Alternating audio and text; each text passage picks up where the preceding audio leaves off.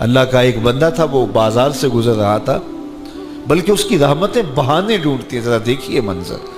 تو اس نے دیکھا ایک شرابی ہے، وہ گندی نالی پہ گرا ہوا ہے اور گندے پانی سے اس کا منہ گندا ہو رہا ہے۔ انسان کے احترام کے ناطے دل میں ترس جاگا اور اس کو وہاں گندی نالی سے اٹھایا اور اس کا منہ دھویا اور گھر کا رستہ دکھایا۔ خیر شام ہوئی، رات پڑی، جب پچھلا پہر ہوا تو وہ بزرگ جنہوں نے دن کو شرابی کا منہ دھویا تھا تو وہ مسجد میں تہجد پڑھنے کے لیے آئے تو کیا دیکھا کہ وہی شرابی جو دوپہر کو گندی نالی پہ دھت پڑا تھا آج اس بزرگ سے بھی پہلے مصلی پہ کھڑا ہو کے نماز پڑھ رہا ہے۔ تو بڑی حیرت ہوئی کہ یہ تو وہ دن والا شرابی ہے اور میں نے آج اس کا منہ دھویا تھا، نشے میں دھت پڑا تھا۔ تو حیرت کا اظہار کیا تو ہاتف سے آواز آئی، میرے بندے تو نے اس کا منہ دھو دیا تھا، میں نے اس کا دل دھو دیا ہے۔ تو جب بندہ اللہ کے حضور توبہ کرتا ہے، اس کے حضور معافی مانگتا ہے، تو پھر وہ کتنا عطا کرتا ہے، اور بندے کے گناہوں کو معاف ہی نہیں کرتا بلکہ اس کے گناہوں کو نیکیوں میں بدل کے رکھ دیتا ہے۔ یہ بندے پر اللہ کی کرم نوازیوں کے برستے رنگ ہیں۔ التائب من الذنب کمن لا ذنب لہ، گناہ سے توبہ کرنے والا ایسا ہوتا ہے جیسے اس نے گناہ کیا ہوا ہی نہیں۔ حدیث پاک میں آتا ہے کہ قیامت کے دن ایک شخص اپنا نامہ اعمال کھولے گا اور اسے فرمایا جائے گا کہ اپنے نامہ اعمال کو پڑھو، تو وہ نامہ اعمال پڑھنا شروع کرے گا۔ اب اس نے بڑے بڑے جرم کیے ہوں گے اور چھوٹے چھوٹے گناہ بھی کیے ہوں گے۔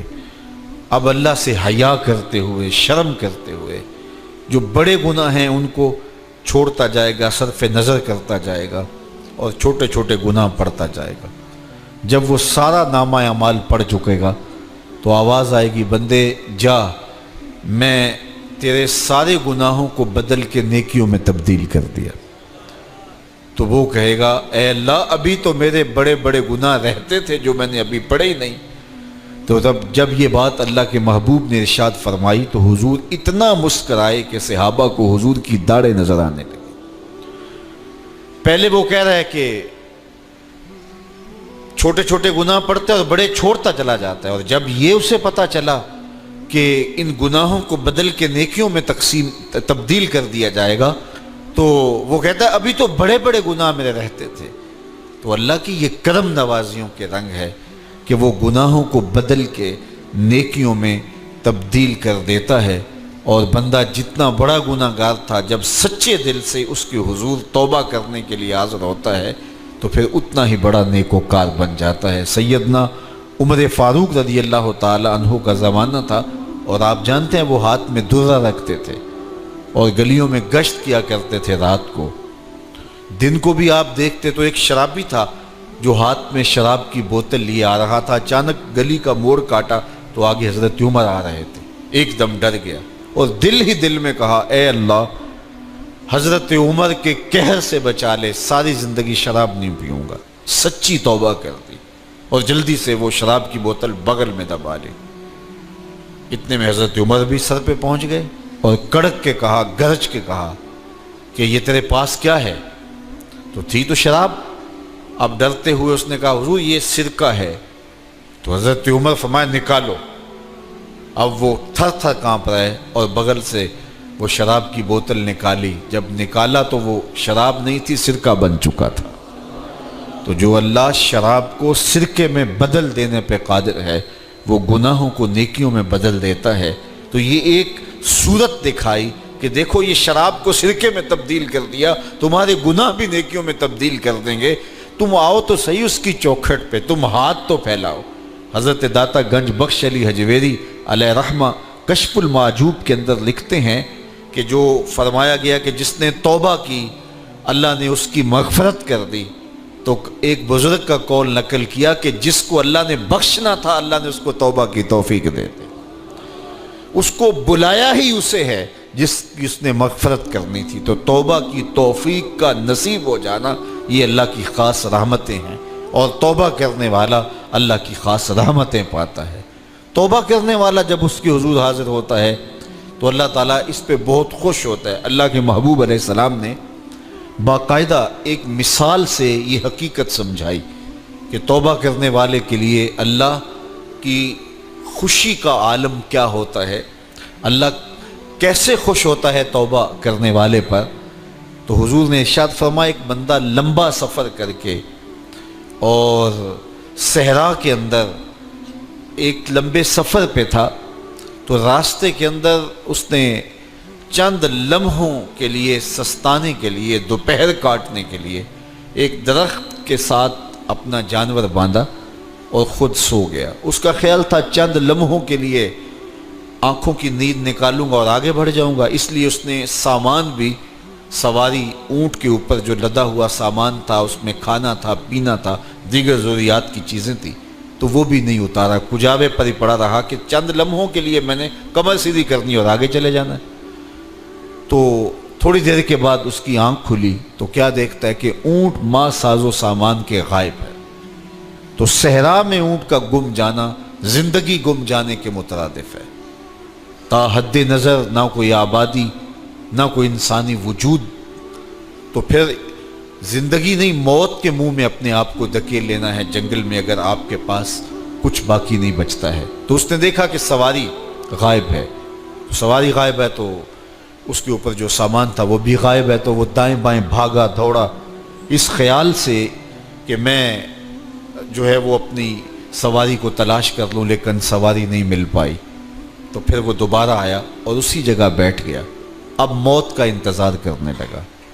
چونکہ صحرا میں سواری گم گئی اور میلوں تک انسانی آبادی ہی نہیں ہے، تو وہیں پیاس سے ہلکان ہوا، بے چین ہوا، وہاں درخت کے ساتھ ٹیک لگا کے موت کا منتظر ہو کے بیٹھ جاتا ہے، اور یوں بیٹھے بیٹھے اس کی آنکھ لگ جاتی ہے۔ اچانک اس کی آنکھ کھلتی ہے تو کیا دیکھتا ہے کہ اونٹ ماں ساز و سامان کے پاس کھڑا ہے۔ تو اونٹ کا ملنا زندگی مل جانا تھا، تو وہ اتنا خوش ہوا کہ خوشی سے اس کی زبان بل کھا گئی۔ وہ کیا کسی نے کہا نا کہ جب بھی تیری قربت کے امکان نظر آئے ہم اتنے خوش ہوئے کہ پریشان نظر آئے۔ تو کہنا تو یہ تھا کہ اے اللہ تو میرا رب اور میں تیرا بندہ، لیکن وہ خوشیوں کے ہجوم میں درک گیا اور کیا کہتا ہے، اللہم انت عبدی وانا ربک، اے اللہ تو میرا رب، تو میرا بندہ اور میں تیرا رب۔ تو اس قدر وہ خوشیوں میں درک گیا کہ اس کو اپنی زبان پہ قابو اور کنٹرول نہ رہا۔ کسی کے آنے سے ایسے ہوش اڑے ساقی کے، شراب سیخ پہ ڈالی اور بوتل میں کباب۔ تو کہتا ہے اللہم انت عبدی وانا ربک، تو میرا بندہ اور میں تیرا رب۔ تو یہ اس کی زبان قابو میں نہ رہی اور وہ بل کھا گیا، خوشیوں کا ہجوم ایسا ہوا۔ تو اللہ کے محبوب نے یہ مثال بیان کرنے کے بعد ارشاد کیا، مجھے بتاؤ اس بندے کو کتنی خوشی ہوئی کہ زبان پہ قابو نہیں، جذبات پہ کنٹرول نہیں، کہنا کچھ ہے بول کچھ رہا ہے۔ تو صحابہ نے عرض کی حضور بہت خوشی ہے۔ تو فرمایا جس طرح یہ بندہ اونٹ کے ملنے پر واپس آنے پہ خوش ہوا، حتیٰ کہ خوشیوں کے ہجوم میں اس کی زبان بھی قابو میں نہیں رہی، یہ بتا رہا ہے خوشیوں کے وفور کا عالم اور مسرتوں اور جو ہے وہ خوشیوں کی کثرت کا عالم بتا رہا ہے۔ تو فرمایا یہ بڑا خوش ہوا جب کوئی بندہ پلٹ کے مالک کی دہلیز پہ آتا ہے، اللہ اس سے بھی زیادہ خوش ہوتا ہے کہ میرا بندہ میری چوکھٹ پہ آ گیا۔ تو پھر اللہ یہ نہیں دیکھتا کہ اس کے گناہ کتنے ہیں، سمندر کی جھاگ کے برابر بھی گناہ ہو تو معاف کر دیے جاتے ہیں، اس لیے کہ میرا بندہ پلٹ کے میری چوکھٹ پہ آیا ہے۔ تو توبہ اللہ کو محبوب ہے، اللہ کو مطلوب ہے، اللہ کو چاہیے کہ بندہ اس کے حضور آئے اور پھر اللہ جل شانہ اس کی مغفرت و بخشش فرما دیتا ہے۔ یہ موسم نور کے موسم ہے، عام دنوں میں بھی توبہ کرو، دن میں کرو یا رات کو کرو، کسی بھی مقام پہ توبہ کرو، اللہ معاف کر دینے والا ہے۔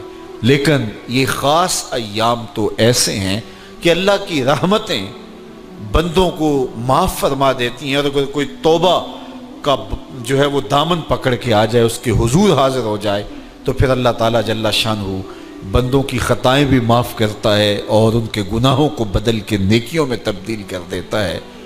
خوش نصیب ہیں وہ لوگ جو ان بابرکت ایام میں اپنی بخشش کا سامان کر لیتے ہیں، اور ان سے بڑا بدبخت بھی کوئی نہیں جو ان سہانے موسموں میں بھی پیاسے رہتے ہیں اور ان موسموں میں بھی ان کی بخشش و مغفرت نہیں ہو پاتی۔